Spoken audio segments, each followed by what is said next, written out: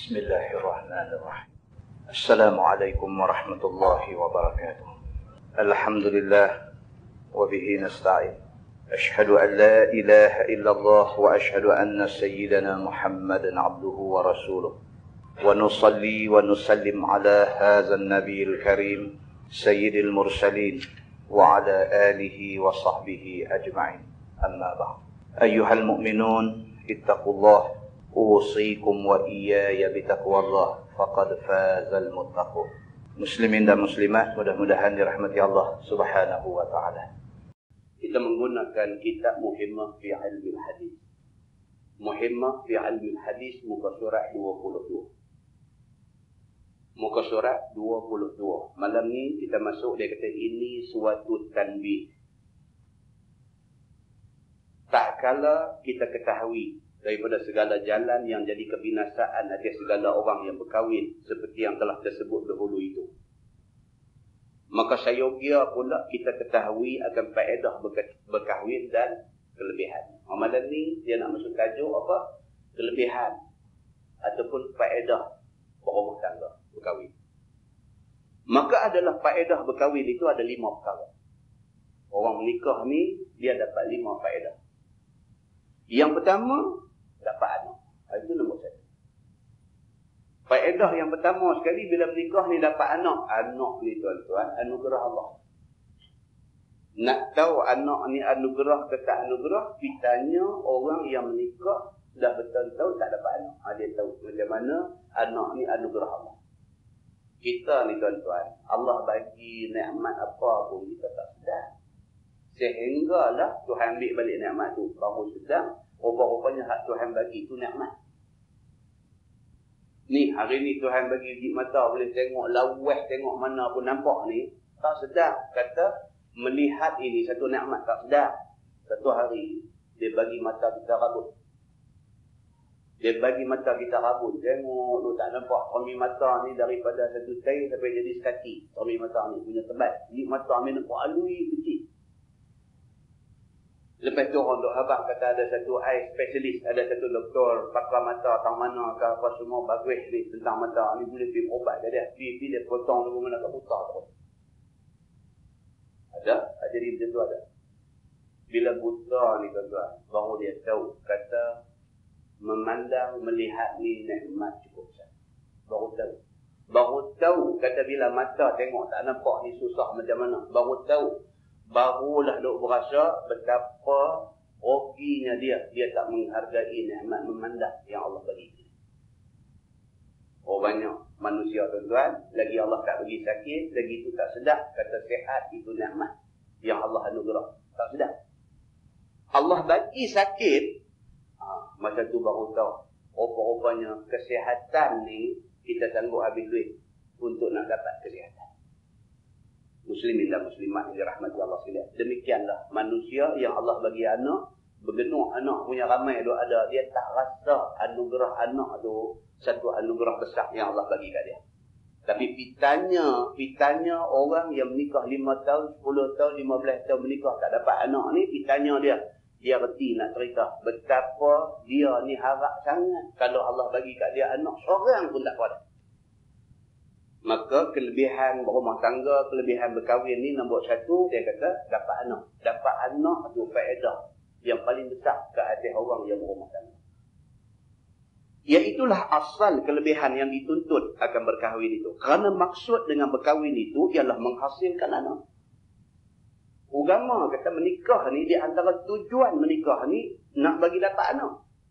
Dan Nabi SAW kata, Nabi bangga dengan umat dia yang ramai. Maknanya, di antara matlamat kahwin, ialah nak anak. Supaya jangan sunyi alam ni daripada jenis manusia. Supaya manusia ramai. Tuan-tuan, orang Islam dalam dunia dah ni, 1/6. Kita duduk rasa ramai pasal kita duduk di Malaysia. Kita lebih rasa orang Islam ramai pasal kita duduk di Kedah. Tapi kalau kita duduk di Pulau Pinang, kita tahu kata orang Islam tak apa ramai. Kalau kita pergi duduk di negeri orang putih, lagi kita rasa orang Islam ni sikit. Bila dibuat banci, bila dibuat survey, didapati orang Islam satu dunia ni cuma ada 1/6 aja. Tu pun dalam 1/6 duduk kena bunuh bukan sikit kali. Di Iraq mati bukan sikit. Ni kalau jadi pula Amerika serang Iran bukan sikit pula nanti mati. Hak 1/6 tu sudah minoriti. Hak minoriti tu makin duk korang. Pasal apa? Pasal duk jadi benda-benda yang macam ni. Maka sudah sampai masanya orang Islam fikir tentang seruan Nabi 1400 tahun dulu. Nabi kata, aku bangga dengan umat aku yang ramai. Nabi kata. Maka di antara faedah berumah tangga itu ialah nak dapat anak. Dan nak menjadikan alam ni tak sunyi daripada umat Islam. Begitu. Dan yang demikian itu muafakah dengan yang direba oleh Allah Subhanahu Wa Taala dan Rasul. Bagi ramai umat Islam ini, macam yang Allah dan Rasul nak. Allah dan Rasul nak begitu. Dan setengah daripada faedah dapat anak itu, iaitu kekal ia pada mendoa bagi ibu dan bapaknya, kemudian daripada mati keduanya. Di antara faedah ada anak ni apa dia? Anak boleh doa kita.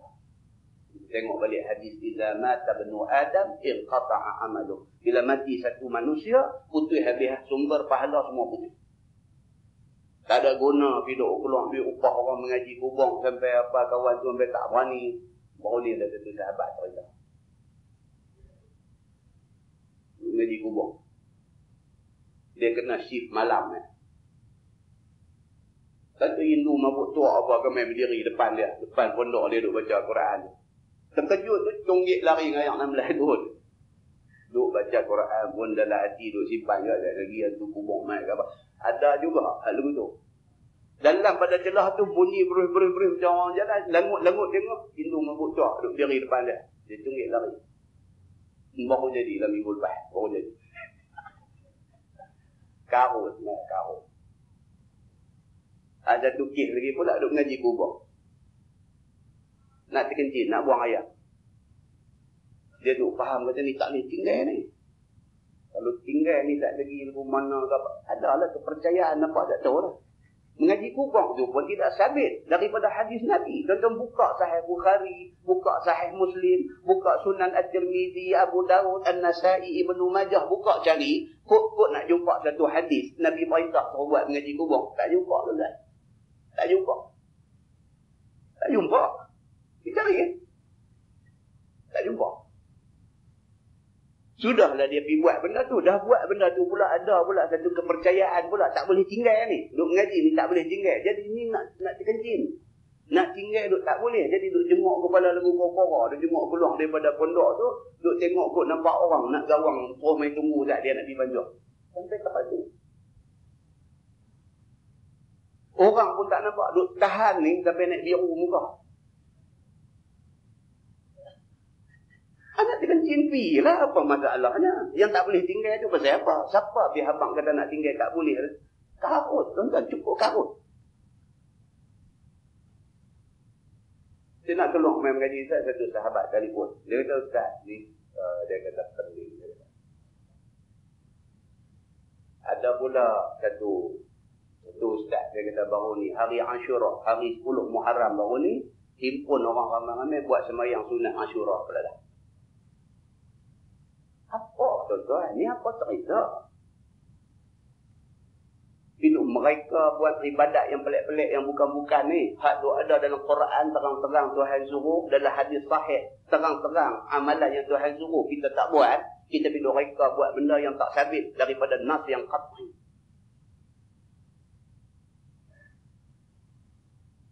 Jauh ulama bincang pula. Bukan takat buat sembahyang sunat Ashura saja. Sembahyang raya puasa 6 buat dah juga. Dia ada buat juga.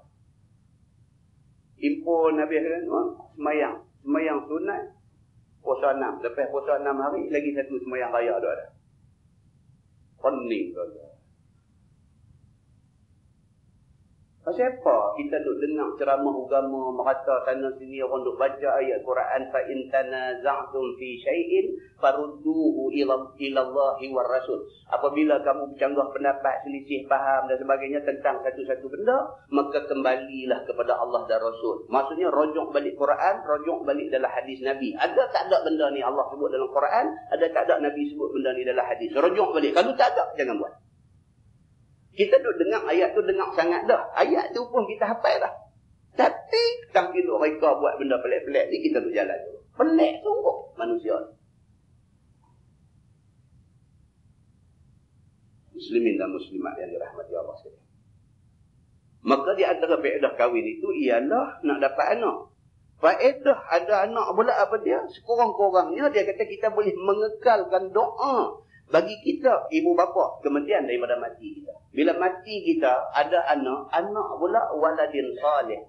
Anak yang salih, dia kok mana pun dalam sehari, ada sekali setidak-tidaknya, ataupun tiap-tiap kali lepas semayang sebaik-baiknya, dia angkat tangan minta dekat Tuhan. Minta supaya Allah ampun dosa mak bapak. Allahumma ghfirli wa liwalidayya. Sekurang-kurangnya, ya Allah ampun aku, ampun dosa dua ibu bapa aku. Kalau orang ada anak, adalah doa menjadi main. Muslimin dan muslimat yang dirahmati Allah. Iaitu, dia kata dibilangkan ia daripada amalnya yang salih, yang kekal, kemudian daripada matinya. Doa anak dekat kita tu amalan salih. Kita mati, anak doa kat kita. Anak doa tu amal salih. Dia doa tu kita boleh pahala. Semacam mana mak pak kita apa semua atas-atas ni dah mati, kita doa. Kita doa tu amal salih. Kita doa tu mak pak kita boleh pahala. Seperti sabda Nabi SAW. Ni hadis yang kita baca tadi, dia pun bawa mai. Seperti mana sabda Nabi SAW. Iza mata ibnu Adam inqata'a amaluh illa min thalathin. Sadaqatin jariyah. Aw ilmin yuntafa'u bih, aw waladin salihin yad'ulah. Ini hadis.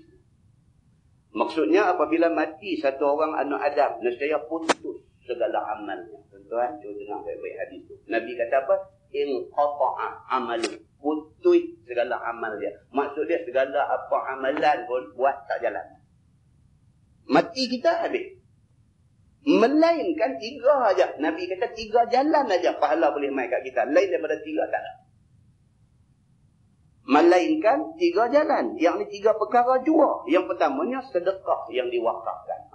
Kalau masa itu ada buat sedekah jariah. Sedekah jariah. Jarah. Maksud dia lari. Sedekah jariah. Maksud sedekah yang berlari-lari. Maksudnya sampai kita mati, sedekah yang kita buat tu, pahala duk berlari mai kat kita. Itu maksud sedekah jariah. Ni, kipas angin masjid ni kita pasang sebiji. Kita matilah, orang mai petik suih ya, pusing tu duk rasa sejuk tu, pahala duk pergi dalam kubur kita. Kubur kita sejuk, insyaAllah. Sedekah jariah. Lagi mana benda tu orang duk pakai, orang duk guna, lagi tu pahala duk berlari pergi kita. Mana kubur kita pergi mati di Mesir ke, kita pergi mati di London ke, kita pergi mati di bumi mana pun ke, dia pergi cari jumpa. Dan yang keduanya, ilmu yang memberi manfaat ia dengan dia. Ataupun kita ada ilmu dan kita pernah bagi ilmu ni dekat kawan kita. Selagi mana kawan kita beramal dengan ilmu yang kita bagi tahu kat dia tu, selagi tu pahala duk main ke kita. Tak ada rugi tuan-tuan. Tak gaduh pergi ada Pak Senawi, tak gaduh pergi masuk universiti fakulti Islam, mengaji fakulti syariah, usuluddin apa semua. Keluar main nak bagi ilmu, orang beramal kita boleh pahala. Tak gaduh lagu tu. Kita lagu kita lah ni pun cukup. Kita jumpa kawan di pejabat, kita habang kat dia satu benda. Kita kata hantar puasa sunat hari Ashura.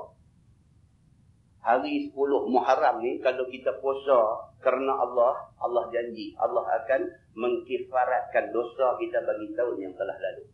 Sabit daripada hadis yang sahih. Kita habang lagu tu kat dia. Dia ni untuk pertama kalinya dengar benda tu. Dia kata aku duk tahu selama ni Ashura ni bukan suara aja. Aku tak tahu kata Ashura ni maksudnya 10 Muharram. Aku tak tahu kata 10 Muharram ni disunatkan puasa. Aku tak tahu, yang aku tahu orang nak buat hubung suara. Betul kan ni? Kita kata betul. Nanti aku cari hadis tu buat main dah. Kita buat main hadis tunjuk kat dia, bagi dia baca. Dia pun baca. Oh, dia kata aku umur dah 42 dah. Aku tak nak buat lagi di puasa ni. Tahun ni insyaAllah aku nak buat. Start daripada hari kita habaq tu tiap-tiap tahun. Dia buat puasa Ashura. Misalnya. Selagi mana dia duk buat amalan tu, amalan yang dia buat kerana ilmu yang kita bagi ke dia, maka selagi tu kita boleh pahala. Sebab dalam hadis lain Nabi kata man sanna sunnatan hasanatan falahu ajruha wa lahu man amila biha ila yaumil qiyamah. Nabi kata siapa yang bagi tahu dekat orang satu sunnah baik, baginya pahala. Habang tu boleh pahala dah. Walahu man amila biha, orang pergi beramal dengan benda tu, lagi selapis pahala dia dapat. Ila yaumil qiyamah, sampai hari kiamat. Kalau ilmu tu duk jalan sampai kiamat, pahala duk pergi dia. Maka itu yang kedua, sumber pahala bagi orang yang sudah mati. Dan yang ketiga, dia kata waladin salihin yad'ulah, iaitu anak yang soleh yang minta doa ia bagi kedua ibu bapa. Ada anak yang kita tinggal di atas dunia ni, anak yang sungguh-sungguh menghargai kita. Dia sungguh-sungguh bangga dengan ayah dia, dengan mak dia. Mati mak dengan ayah dia ni, dia rasa kehilangan besar dalam hidup dia. Dan sebagai nak balas jasa, mak dengan ayah dia yang dah mati ni, yang dia bagi dia tak ada gantilah kepada mak dengan ayah dia yang Allah bagi kat dia ni, maka dia tak pernah lupa. Dia tiap kali lepas semayang, angkat tangan minta kepada Allah Subhanahu Wa Taala supaya Allah ampun dosa mak bapak dia, supaya Allah bagi rahmat kepada roh mak bapak dia dan sebagainya. Maka selagi itulah dia jadi manusia beruntung walaupun dia sudah duduk dalam kubur. Muslimin dan muslimat yang dirahmati Allah sekalian. Dia kata, maka berbanyaklah olehmu, wahai segala manusia, daripada memberi sedekah, daripada berbuat wakaf, dan daripada menuntut belajar ilmu, dan daripada mendengar olehmu akan yang memberi manfaat, dan minta doalah olehmu, dikurniakan Allah anak yang soleh. Pengarang kitab ni dia buat kesimpulan. Dia kata oleh itu tuan-tuan, dia kata tumpukan kepada hadis Nabi tadi ni, nombor satu sekali sedekah jariah ni bagi ada. Tak boleh buat banyak, buat sikit. Tapi biar ada sedekah jariah kita buat sebelum kita mati. Tuan-tuan, benda macam ni jangan cakap tuan-tuan. Baru ni satu sahabat tunjuk satu surat. Surat perintah mahkamah. Main tak dia. Punca apa? Punca ayah dia mati, ada tinggal harta lah berapa ratus ribu kan, tinggal harta. Jadi pak dia ni pesan tinggal. Pak dia pesan tinggal. Oleh kerana pak dia mati tak ada buat haji. Pak dia masa duduk sakit, tenat tu pak dia pesan tinggal. Tolonglah upah haji untuk aku. Aku tak ada pergi haji dah puasa. Yang kedua, dia kata daripada harta peninggalan aku yang sekian banyak ni, dia kata tolong sah, dia kata 30,000. Ambil, dia kata pergi bagi dekat masjid. Pergi bagi dekat masjid, dia habaq masjid mana nak pergi bagi, suruh masjid tu perbaik pancong untuk ambil ayat semayang, buat awning apa-apa sikit, apa-apa semua. Dia kata 30,000 untuk tujuan tu. Tapi malangnya, wasiat ni dalam bentuk lisan, tidak didokumentkan, tak ada surat. Bila mati orang tua ni, anak ada 4-5 orang ni, 3-4 orang daripada anak ni kira nak jalan lah pesan ayah ni. Ayah dah pesan dah sekian puluh ribu pergi guna untuk masjid sekian-sekian dan sebagainya. Kemudian upah haji dia. Kita tolak bahagian tu dulu. Hak baki tu baru kita bahagikan secara faraid. Sorak tak setuju. Sorak tak setuju. Dia bawa kes ni pergi mahkamah. Dia minta benda ni dibicarakan. Dan hujah dia satu aja, pasal tak ada sorat. Maka dengan kerana tak ada sorat, dia kata amanat ataupun wasiat yang ditinggalkan itu tidak valid. Tuan-tuan, untuk ayah sendiri 30,000, apa cerita ni sampai nak elak di mahkamah? 30,000 untuk ayah sendiri. Lagi pula duit dia, bukan duit kita, duit dia. Dia pesan suruh bagi duit dia tu banyak tu untuk jadi jariah dia, sedekah jariah dia. Bawa pergi mahkamah. Tuan-tuan, kalau pergi tinggal anak lebih tu macam mana? Na'udzubillah. Tak mau tuan-tuan. Tak mau tuan-tuan. Ini cerita dia. Maka agama dia kata kita minta doa. Dia kata. Dan minta doa lah oleh kamu kepada Allah. Agar dikurniakan Allah anak yang saleh. Kita kena minta dekat Tuhan. Kalau nak anak saleh ni. Kena minta dekat Tuhan. Berapa kali dah kita doa abang. Kita nak saja. Tak ada minta doa dekat Tuhan. Tak dapat. Nak saja. Anak ada 5 orang, tolak 3 orang pergi mengaji agama. Pasal apa nak anak ni jadi satu tokoh agama lah apa-apa. Tak jadi. Tak jadi.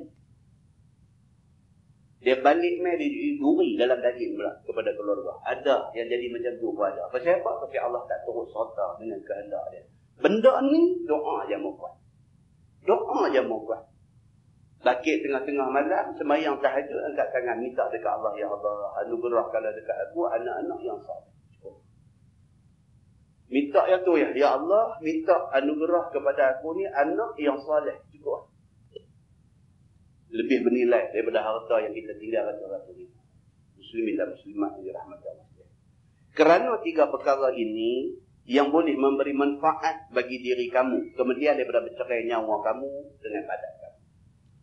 Mati kita, tak ada sembang lah. Tinggal gedung perniagaan berapa besar, tinggal duit berapa ratus ribu, berapa juta, tinggal rumah besar mana, tinggal, tak usah sembang pasal ni semua. Pasal apa? Mati aja kita, 3 benda ni aja anak tolong. 3 benda ni aja anak tolong. Lain, tak boleh buat apa lah kita. Harta, anak pinak berkelain, pasal nak berebut. Tanah, kebun, ladang mana ada, anak-anak berebut nak jual, pakai nak kepui ambil duit. Kereta kita tinggal, anak-anak ni sampai macam muka tak tegong aku. Pasal berebut nak ambil kereta kita tinggal. Tapi kalau kita tinggal anak yang saleh, alhamdulillah. Kita duduk dalam kubur bersejuk kubur kita. Bermula murad dengan anak yang saleh di dalam hadis tersebut itu ialah.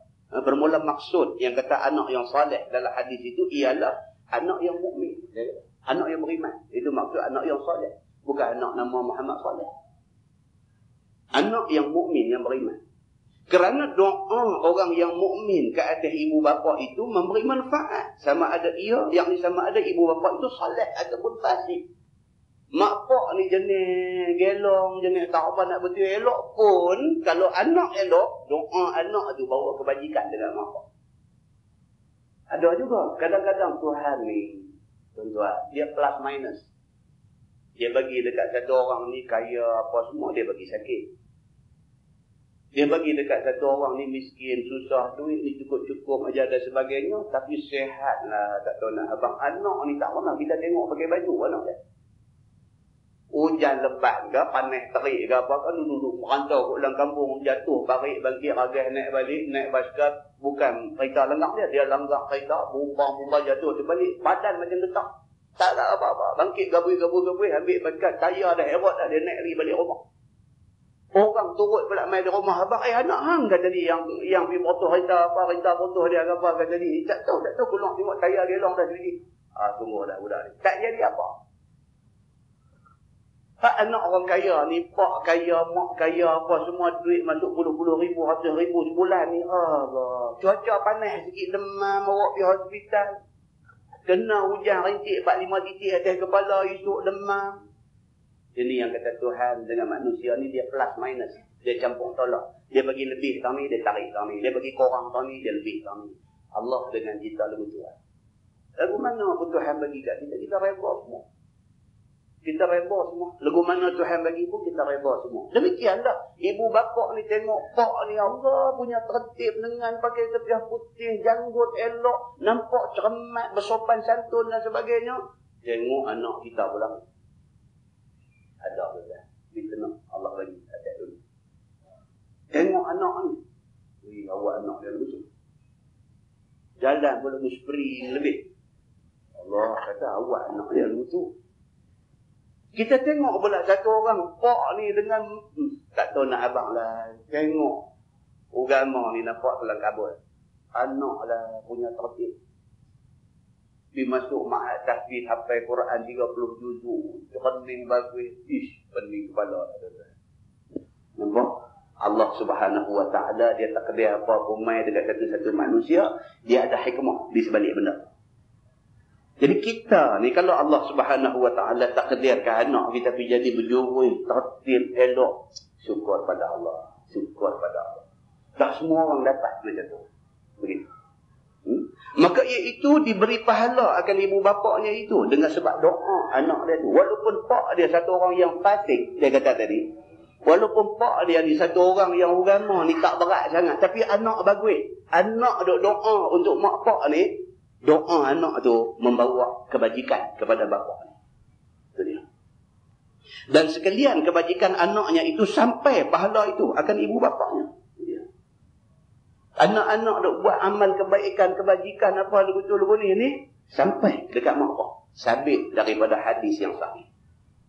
Untungnya ada anak yang soleh ni. Untungnya sampai macam tu. Dan setengah daripada faedah dapat anak itu jadi manfaat bagi ibu bapaknya pada hari kiamat. Yang ni apabila mati anaknya itu pada ketika kecil. Serta sabda Nabi SAW, inna tifla yajurru bi abawaihi ilal jannah. Maksudnya bahawa sesungguhnya kanak-kanak kecil yang mati itu menarik ia akan kedua ibu bapaknya itu masuk ke dalam syurga. Itu dia. Nabi SAW pula kata apa? Nabi kata kita kalau ada anak mati kecil. Macam kita beritahu di masjid Kepala Batai minggu lepas. Nabi SAW ada anak laki-laki. Tapi anak laki-laki Nabi semua mati kecil. Al-Qasim, At-Tayyib, nama anak Nabi ni. Ibrahim. Anak-anak Nabi ni semua mati kecil. 4 orang anak laki-laki Nabi, 4 mati kecil. Bila dapat anak mati kecil. Anak yang mati kecil ni rupa-rupanya satu anugerah kepada orang, kepada ibu bapa. Bagi orang yang apabila ada anak-anak kecil lah mati, dia duk rasa macam Tuhan telah berlaku tidak adil dekat dia. Oh, dia silap besar. Dapat anak dah 4 kali lah. 4 kali anak kecil-kecil mati. Kecil-kecil mati. Mai umur paling-paling tinggi 2 tahun mati. Ada yang keluar seminggu mati, ada yang keluar 2 bulan mati, ada yang keluar sampai setahun mati. Paling-paling tinggi 2 tahun mati. Ada kawan dia seorang duk mengaji sekali di universiti tu. Dia pun dah sampai jadi macam lemah dah. Tahu lah jadi macam ni. Cek ni habis semua doktor pakar pergi habis. Doktor pun kata unexplained. Tak boleh nak explain ni. Apa hal ni benda ni. Mereka pun tak boleh explain. Bila dah jadi anak pertama, anak kedua jadi anak ketiga ni cukup jaga. Bila start mengandung aja dah start dah. Duk pergi cek doktor ni kira cukup kerak. Sepanjang tempoh tu doktor sahkan. Kata kandungan sihat elok. Tak ada apa. Beranak mai elok. Dalam tu elok-elok. Seminggu ni. Doktor pun tak tahu apa punca. Allah Subhanahu Wa Taala saja Tuhan yang mengetahui apa hikmah di sebalik benda. Tapi Nabi SAW kata sesungguhnya orang yang mati anak kecil ini di hari akhirat esok, anak kecil ini dia tarik tangan mak pak dia ni bawa masuk syurga sekali dengan dia. Depa ni tentu dah akan jadi pelayan dalam syurga. Mak pak ni yang susah payah duk tiba-tiba dapat anak seminggu mati, dapat anak 2 minggu mati, dapat anak 3 bulan mati, dapat anak setahun mati. Rupanya di hari akhirat esok segala jerih payah dia ni berbayar. Di akhirat esok budak ni dia tarik tangan mak pak dia, pegang mak balik kanan, pegang pak balik kiri, bawa masuk ke dalam syurga sekali dengan dia dengan izin Allah Subhanahu Wa Taala. Dia kata dan lagi sabda Nabi SAW bahawa sesungguhnya kanak-kanak kecil itu dikata baginya masuklah engkau ke dalam syurga. Maka berhenti ia di atas pintu syurga, maka bernaung ia di sana padahal ia marah yang amat sangat. Dan berkata ia, tiada aku mau masuk ke dalam syurga melainkan kedua ibu bapa aku masuk serta aku. Maka dikatakan malaikat yang menunggu pintu syurga itu, masukkanlah olehmu akan kedua ibu bapa itu sertanya ke dalam syurga. Ada pula satu hadis Nabi kata budak-budak ni esok terus nak bawa masuk syurga. Sampai di pintu syurga dia buat tak mau masuk. Yang kata budak yang mati kecil. Dia tak mau masuk. Malaikat yang menjaga pintu syurga kata dekat dia masuk. Allah sudah perintahkan kamu masuk syurga. Dia kata aku tak mau masuk. Melainkan kalau sekiranya mak ngayah aku masuk sekali dengan aku. Ada pula hadis kata macam tu. Maka diperintahkan oleh Allah Subhanahu wa taala supaya dimasukkan makna ayah dia sekali dengan dia ke dalam syurga. Dia ni kuasa Tuhan, tuan. Dia nak pergi masuklah. Bukan siapa boleh kata ni macam mana, kira apa mana ni, ada kautin kan? Ini bukan soal kautin. Ini kira Tuhan, dia nak buat lagu mana dia boleh buat. Ini hak dia. Muslimin dan muslimat yang dirahmati Allah sekalian. Dan lagi sabda Nabi SAW, barang siapa ada baginya seorang anak perempuan dan diajaknya akan dia adab dan membaikkan ia akan adabnya dan memberi makan ia akan dia, yang ni akan anak perempuan itu, maka membaikkan ia akan makanannya dan menyempurnakan ia atasnya daripada segala nikmat yang menyempurna Allah Subhanahu wa taala ke atasnya. Nescaya adalah anak perempuan itu baginya pada kanannya dan pada kirinya, memeliharakan daripada api neraka sehingga masuk ke dalam syurga semua. Ada juga hadis kata kalau ada anak perempuan, kita jaga anak perempuan ni elok-elok. Bukan pasal apa? Banyak hadis, bukan satu ni, banyak hadis. Nabi SAW kira dia emphasize, dia bagi penekanan pada anak perempuan. Pasal apa? Pasal susah jaga anak perempuan. Susah. Satu, kita susah jaga dia. Yang kedua, kita jaga dia elok, senang orang main buat jahat dia. Anak perempuan. Ni, 3-4 hari turut-turut ni tuan tengok. Bermula dengan pelajar Cina. Umur 17, dia mengaji di satu kolej swasta di Mantin, Negeri Sembilan manakah. Kata tengok, sudah kena mayat lempak dalam kolam. Esok tu pula, satu pula perempuan duduk jaga kedai pakaian apa agak. Kena tikam bertubi-tubi, mayat lempak di belakang kedai. Esok tu pula, jumpa pula dah mayat satu, perempuan Melayu pula. Kena tikam sampai 12 kali, mayat lempak di luar tu. Nampak? Orang perempuan. Kadang-kadang bukan kerana dia duduk pakai buka dan sebagainya, maka dia merangsang orang buat jenayah. Kadang-kadang pakai minit telefon tutup elok pun kena juga. Pasal apa? Pasal orang yang buat jahat tu dah dirangsang di lain. Cuma nak jadi malang, dia kena. Nampak tak? Di kawan hak jahat ni, dia pergi tengok blue film ke, dia pergi tengok gambar lucah apa tang mana ke, dia pergi tengok orang perempuan pakai tak senonoh tang mana ke, dia terangsang di sana. Dia jadi mangsa. Kawan hak kena ni bukan kata dia pakai tak senonoh, dia pakai elok sekalipun, tapi malang kena ke dia. Dia kena. Ni dekat kita hari ni, budak pergi mengaji Quran, balik mengaji Quran kena. Apa nak buat? Kawan yang buat tu siapa? Allahu a'lam. Tuhan saja yang tahu betul-betul siapa yang buat benda tu. Tapi kawan yang buat tu, dia tahu, kita tak tahu apa yang merangsang dia. Di rumah dia tengok blue film ke, apa ke kita tak tahu. Tapi dia jadi kena ke budak balik mengaji Quran. Oh, pedih hati tuan-tuan. Pedih hati. Muslimin dan muslimat yang dirahmati Allah.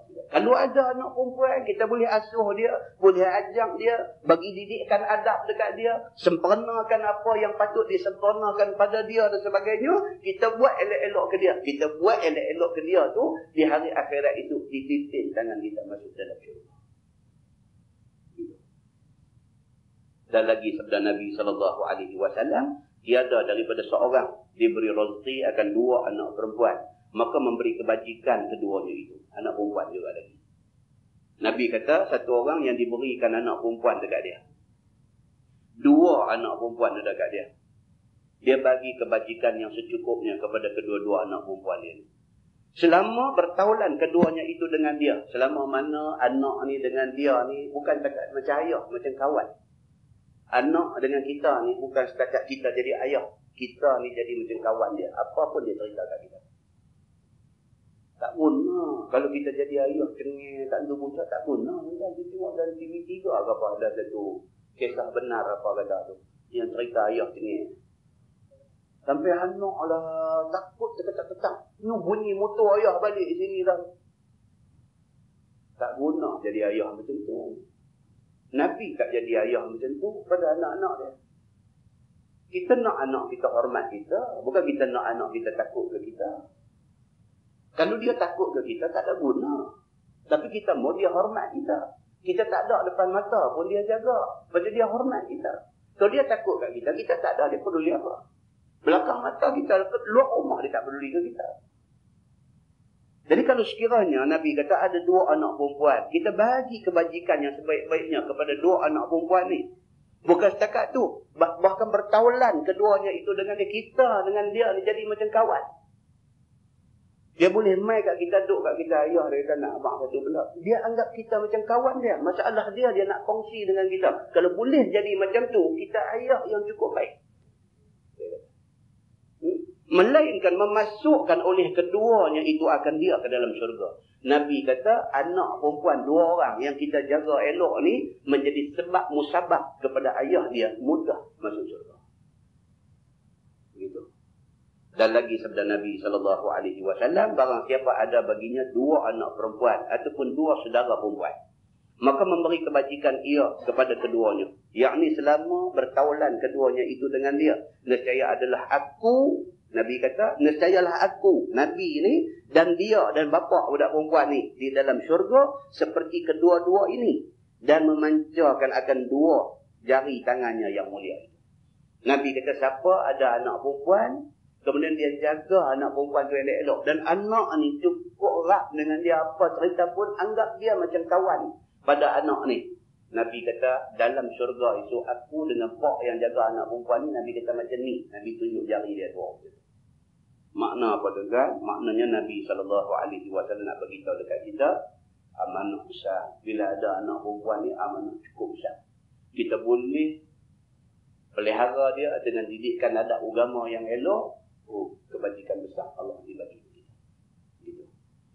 Dan lagi sabda Nabi SAW, barang siapa ada baginya 3 anak perempuan ataupun 3 saudara perempuan, maka sabar dia atas kesusahan mereka itu, dan atas kedukaan mereka itu, dan atas kesukaan mereka itu, nescaya memasukkan akan dia oleh Allah Subhanahu wa taala ke dalam syurga dengan kelebihan rahmatnya akan mereka itu. Macam tu jugalah, kalau ada 2 orang pun Allah akan bagi kita kemudahan masuk syurga. Kalau ada 3 orang pun Allah akan bagi kemudahan kepada kita masuk syurga, dengan syarat kita jaga elok-elok 2 orang, 3 orang anak perempuan. Maka sembah seorang lelaki. Dia kata kalau 2 orang perempuan, ya Rasulullah, adakah seperti yang demikian itu juga? Sahabat tanya Nabi. Sebab Nabi kata kalau ada 3 anak perempuan, Allah akan mudahkan dia masuk syurga. Kalau dia jaga anak ni elok-elok.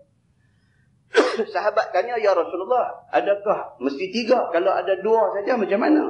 Maka sabda Nabi, 2 orang perempuan seperti itu juga. Nabi kata kalau ada 2 anak perempuan pun kita jaga elok, mudah juga masuk syurga. Maka sembah laki-laki itu lagi, kalau seorang perempuan, ya Rasulullah, adakah seperti demikian itu juga? Dia ni tanya lagi, dia kata kalau ada seorang aja anak perempuan, bolehkah dapat peluang untuk mudah masuk syurga? Maka sabda Nabi, atau seorang anak perempuan seperti demikian itu juga. Nabi kata tak kira lah seorang ke 2 orang ke 3 orang ke. Seorang cara seorang, 2 orang cara 2 orang, 3 orang cara 3 orang. Kalau kita boleh jaga, tak kira seorang, tak kira 2 orang, tak kira 3 orang, kita boleh jaga elok. Bagi didikan agama elok-elok, bagi adab sopan agama elok-elok dekat dia, dan dia jadi manusia elok, mudah kita masuk syurga. Nabi kata begitu. Dan lagi sabda Nabi SAW, barang siapa mati yang ada baginya 2 daripada anak kecil, maka sesungguhnya telah tertegah ia daripada api neraka. Orang yang ada 2 anak kecil, dan anak kecil ni mati waktu kecil, Nabi kata boleh kata dia ni selamatlah daripada api neraka. Dengan syarat dia Islam dan mukmin kepada Allah. Dan tersebut di dalam khabar, di dalam hadis, bahawa sesungguhnya sekalian kanak-kanak orang yang Islam itu, semuanya berhimpun mereka itu di padang mauquf pada hari kiamat, di mahsyar itu. Semua anak-anak orang Islam berhimpun di padang mahsyar itu. Maka firman Allah Ta'ala bagi segala malaikat, bawa pergi oleh kamu dengan sekalian kanak-kanak itu masuk syurga. Tuhan kata dekat malaikat, ni budak-budak ni bawa masuk syurga dulu. Di mahsyar esok ni, kita semua ada sana. Orang tua, orang muda, budak-budak, hak mati tua, hak mati muda, hak mati budak-budak belum cukup umur, belum balik, semua duk ada di padang mahsyar. Bila semua duk ada tu, Tuhan perintah. Yang pertama Tuhan kata apa? Budak-budak dulu pergi masuk syurga. Konsep ni lah yang kapal terbang mas duk guna pakai ni. Kalau kita nak naik kapal terbang, dia akan kata apa? Hak bawa anak-anak kecil masuk dulu dalam kapal terbang. Bagi dulu. Lepas tu perempuan masuk dulu. Lepas tu baru lelaki-lelaki masuk. Kan? Rupanya di mahsyar itu pun macam tu. Budak hak mati kecil ni masuk dulu dalam syurga. Maka berkatalah bagi segala kanak-kanak itu oleh malaikat khazanah, malaikat yang menjaga sana. Dia kata marhaban bi zuraril muslimin. Zurari ini perkataan zuriat lah, zuriat. Marhaban bi zurari al muslimin. Maksudnya dapat kesukaan dan keluasan dan kesenangan dengan segala anak-anak cucu bagi sekalian orang yang Islam. Maka masuklah oleh kamu, tiada dihisab akhir kamu. Budak yang mati sebelum cukup umur ni tak ada hisab apa lah. Mereka ni kain putih apa sih? Tak ada apa-apa. Terus masuk syurga. Maka berkata segala anak-anak itu, di mana segala bapak-bapak kami? Pula yang kata anak-anak ni yang mati kecil. Dah disuruh mereka masuk syurga. Mereka tanya, mana dia pak kami mana? Maka di mana ibu kami? Mereka tanya, mak kami mana? Maka berkata baginya oleh malaikat khazanah, malaikat yang jaga ni kata bahawa sesungguhnya sekalian ibu bapa kamu tiada boleh mereka itu seumpama kamu. Malaikat kata mak pak hampa tak boleh masuk sekali dengan hampa, depa cerita panjang. Dia kata begitu. Malaikat kata tak bolehlah hampa budak-budak, hampa masuk awal, hampa tak ada masalah, hampa kain putih. Malaikat rakib adik tak boleh apa lagi, hampa ni hampa mati belum cukup umur, hampa ni kes lain. Special case. Amak apa panjang lah ni, cerita panjang lah nak kena. Tak bolehlah nak masuk sekali. Kerana bahawa sesungguhnya atas mereka itu beberapa banyak dosa. Malaikat kata mak apa ni jenuh. Nak kena duk perisi satu-satu. Maka beberapa banyak tuntutan orang. Maka mereka itu lagi dikira-kira mereka itu atasnya. Mak apa ni orang anak tuntut banyak. Dia hutang orang tak bayar. Jadi kawan bagi hutang nak tuntut dia. Dia mahsyar esok. Mak Pak ni di atas dunia dulu maki orang, hamun orang, cerca orang, aibkan orang, jatuhkan maruah orang dan sebagainya. Maka orang yang dia cerca, orang yang dia maki, orang yang dia aibkan di atas dunia, di mahsyar esok tuntut. Dia tuntut dekat Allah. Saya di atas dunia dulu dia aibkan dengan satu fitnah yang saya tak buat. Saya nak orang yang fitnah saya dibicarakan. Sangkut.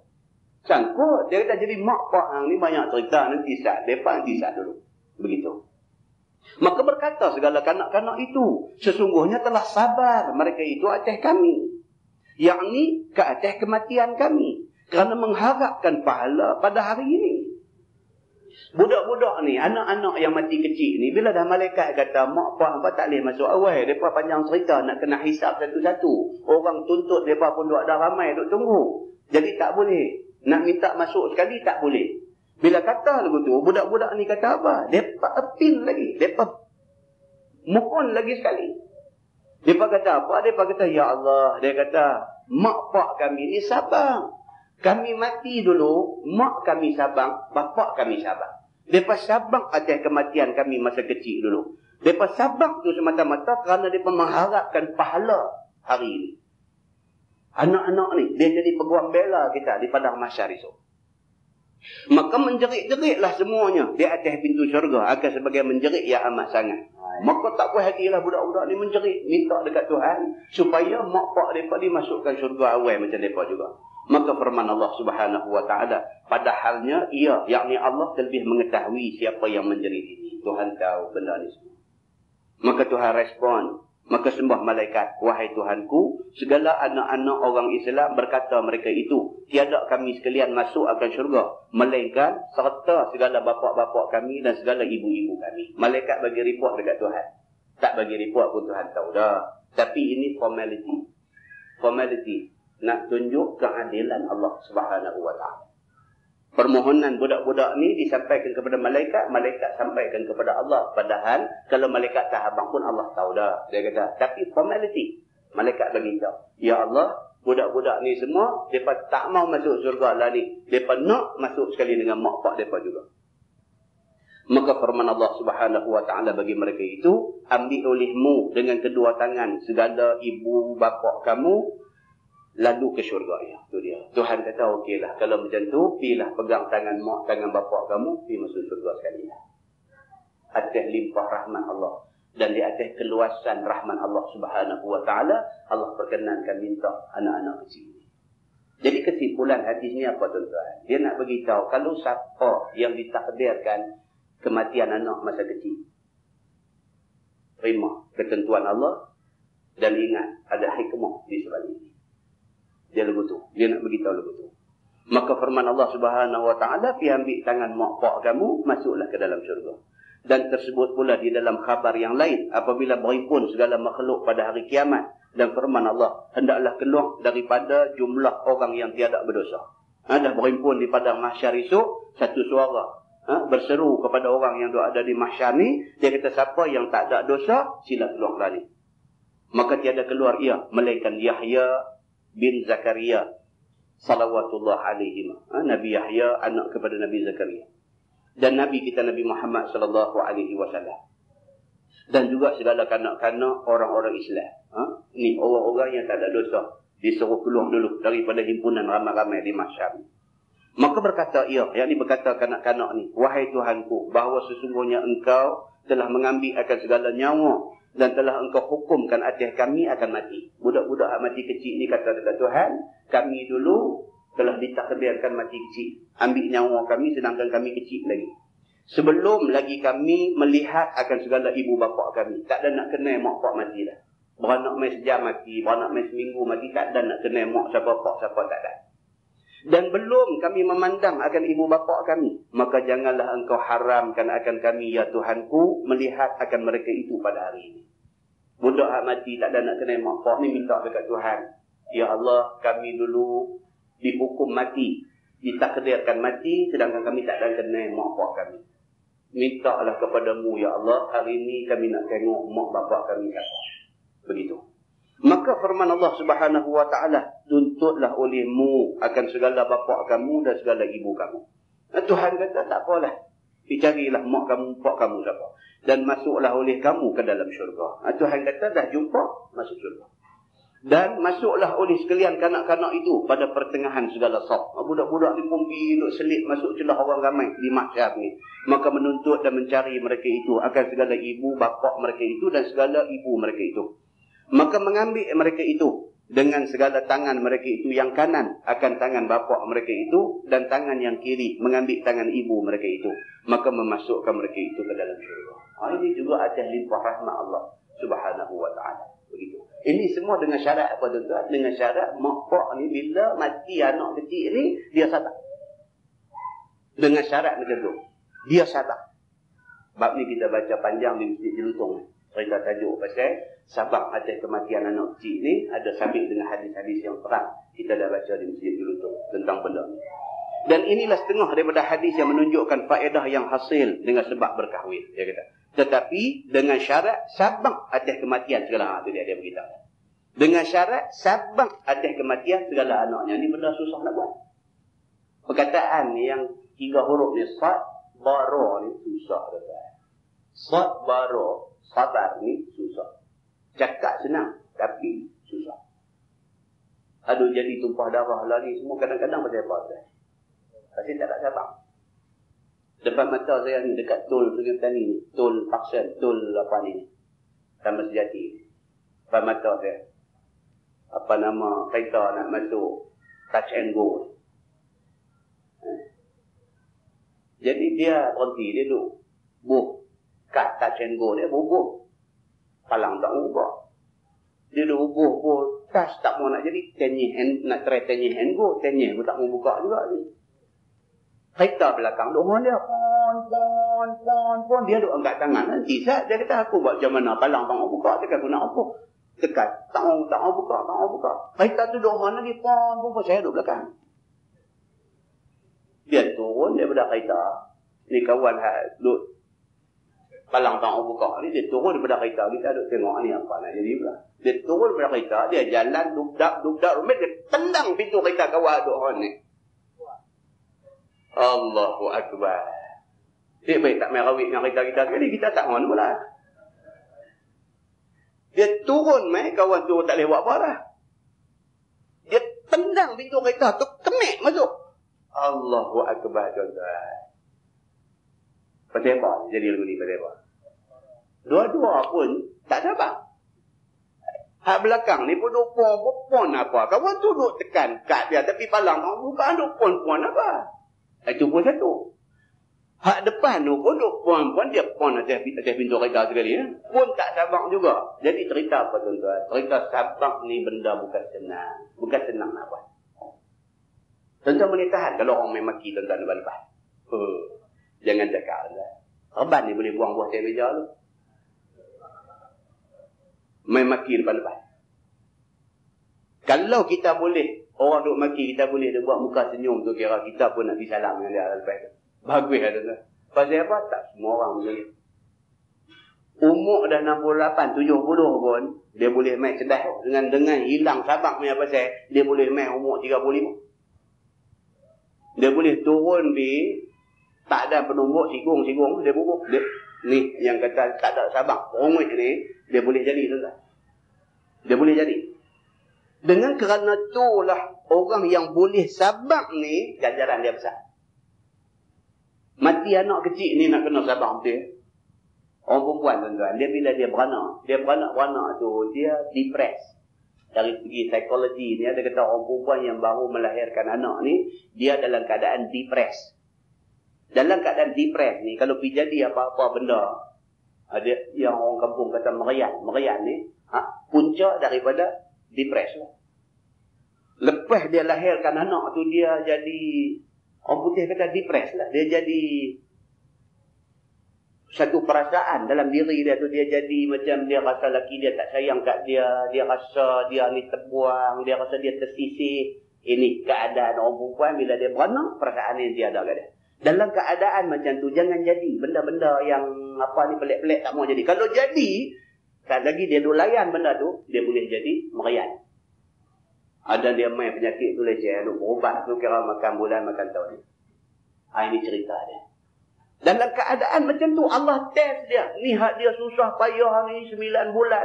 Duk bawa kandungan susah payah, berulang pergi klinik, cek itu ini dan sebagainya. Buat preparation, buat persediaan belindui baru, apa semua ni dah cek, dah baju, benang bulu kambing baru, nak pergi baby kecil, pakai apa semua. Beranak mai 2 hari mati anak tu. Nampak? Kalau dia tak boleh sabar, dia depres, lepas tu dia main merian, tak mau. Tapi kalau dia boleh sabar dalam keadaan macam, dia boleh pujuk hati dia. Allah nak uji aku. Aku terima ujian Allah. Aku redha dengan apa yang Allah tentu dekat aku. Memang wajar dia dapat ganjaran syurga di sisi Allah Subhanahu Wa Taala. Cerita dia macam tu tuan. Dan tiada pula perkataan yang kemarahan. Dia kata bila mati anak kecil ni, dia sabar dan tak ada perkataan-perkataan yang menggambarkan dia marah. Macam jadi tsunami hari tu. Dia keluar dalam TV, dia keluar, dia tunjuk cerita mangsa-mangsa ni. Dalam ramai-ramai tu ada satu pula perempuan, dia pergi jawab apa? Dia sambil teriak, dia kata dia pasal apa? Dia kata pasal apa yang Tuhan ambil anak dia pergi mati. Dia duduk tanya begitu, pasal apa Tuhan ambil anak dia? Apa ramai budak-budak duduk ada, pasal apa ambil anak dia? Oh, kacau. Dia dalam keadaan duka cita. Kita kena faham benda tu. Tapi kita pun nak nasihat, jangan cakap macam tu. Sebab cakap macam tu, kita menunjukkan kita marah dengan ketentuan Allah. Nampak? Ini yang Tuhan kata. Kalau boleh sabar dengan benda-benda ni, Allah bagi janji baik dekat jadi sana esok. Maka berbahagialah bagi orang yang sabar atas kematian anaknya. Dan celakalah bagi segala orang yang marah dengan keluh kesah, dengan perkataan dan dengan perbuatan yang jadi derhaka kepada Tuhan. Habis. Marah habis. Segala janji baik Tuhan janji semua cancel habis. Dengan kerana marah dan tak terima ketentuan Tuhan. Maka adalah segala orang yang demikian itu. Beberapa pekerjaan yang bertemu mereka itu dengan kerugian dan juga kesesalan. Dan beberapa pula pangkat dan derajat yang meluputkan keduanya akan mereka itu dalam dan juga segala kebajikan dunia. Alangkah ruginya orang yang Allah uji dia dengan mati anak kecil. Dia jadi marah, dia jadi hilang sabar. Alangkah rugi mereka ni dan alangkah menyesainya mereka ni di hari akhirat esok. Awal-awal dia beritahu dah. Kemudian dia bawa doa itu, Allahumma ja'alna minas sabirin. Artinya, wahai Tuhan, jadikanlah olehmu akan kami daripada jumlah segala orang yang sabar. Mereka itu. Kita diminta ke Tuhan selalu, minta ya Allah, jadikanlah kita ni daripada jumlah orang yang sabar. Sabar, apa jadi pun, sedaya upaya, cuba sabar. Saya biasa baca tajuk ni di satu masjid. Bila habis-habis tu, sementara nak tunggu sembahyang Isyak, saya saja turun di jalan ke belakang. Bunyi di belakang ni, buat peli-peli pada dia. Hei, sabar sikit. Sabar tu buat peli macam tu ada. Sabar, tengok-tengok, kita lalu tepi dah. Betul. Kan jadi, kadang-kadang tasyong lah kan. Hak kita baca ni, hak agama suruh baca. Habis-habis kuliah, bila buat main-main benda. Bila buat peli-peli main, sabar. Hang kena sabar sikit tu. Cara cakap tu cakap. Agama kata istihzak. Istihzak ni maksudnya buat peli-peli main. Kita minta jauh daripada kita jadi orang tu. Benda agama ni bukan benda buat kita buat peli-peli main. Benda agama ni benda nasihat kita. Tak ada manusia sempurna dalam dunia ni. Tapi manusia yang buat silap, mengakui kesilapan dan memperbaiki kesilapan itu manusia paling baik. Kita nak jadi manusia tak buat silap, tak mungkin lah. Sebab kita tidak maksud. Mesti ada silap. Mesti ada kelemahan kita. Mesti ada. Kita terima itu kelemahan, kita cuba sedaya upaya memperbaiki. Kita orang yang baik. Kan? Mudah-mudahanlah apa yang kita baca ni membawa manfaat dan kebajikan kepada kita semua insyaAllah. Lepas ni kita masuk dan faedah kedua berkahwin. Dia kata dengan sebab berkahwin itu, dia kata memecahkan akan syahwat. Yang ni menghilangkan akan syahwat kepada perempuan. Bila kahwin, kita ada satu channel untuk nak mengeluarkan syahwat. Kalau tak kahwin, masalah. Sebab nafsu syahwat semua orang ada.